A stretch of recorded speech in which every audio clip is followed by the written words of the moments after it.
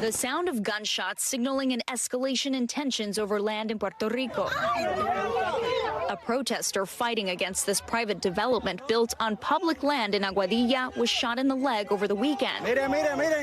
Eliezer Molina, a witness to the brutality. Nunca esperábamos que atentaran contra la vida de seres humanos que de forma pacífica van allí simplemente con un reclamo legítimo y que se le devuelva las playas según el ordenamiento legal y jurídico que tiene Puerto Rico. The confrontation with the development's security guards was captured on video by the protesters and the aftermath as the injured man was carried out into the water to a waiting boat. Que no hubo tan siquiera una transportación de emergencia para estas personas porque el desarrollador tiene cerrado el acceso para usted poder entrar o salir de allí.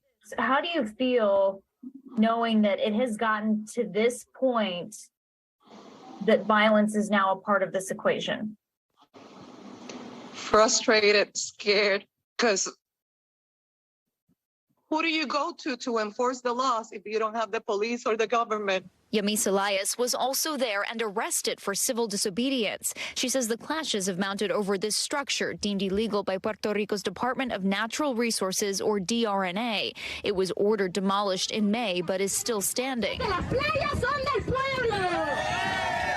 Pedro Cardona is the former vice president of the island's planning board, the agency responsible for economic planning and land use zoning. That property shouldn't have been used by the developer. However, this person has been enjoying that property and has been actually renting it out, all sorts of parties and venues in this place. NBC News has reached out to the developer, but he has not responded for comment. For years, many Boricuas have been fighting to save their island from investors and construction sites that they say are destroying their paradise. Beaches are considered public land. Activists say there are an innumerable amount of unpermitted construction sites across Puerto Rico, claiming it's fueled by government corruption. When we look at the Aguadilla case, it's very similar to what is going on in other parts of the island.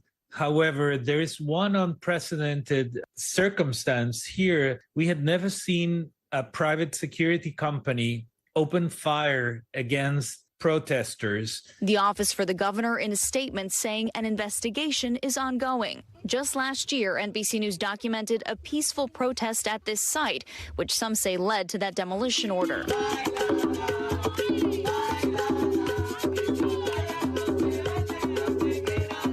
This time, the stakes are much higher. Elias now planning to get her own license to carry a firearm. She says she's willing to risk anything to defend the place that means everything. I love my island. I want my nieces and nephews to have the same life that I did, to grow up going to the same beaches.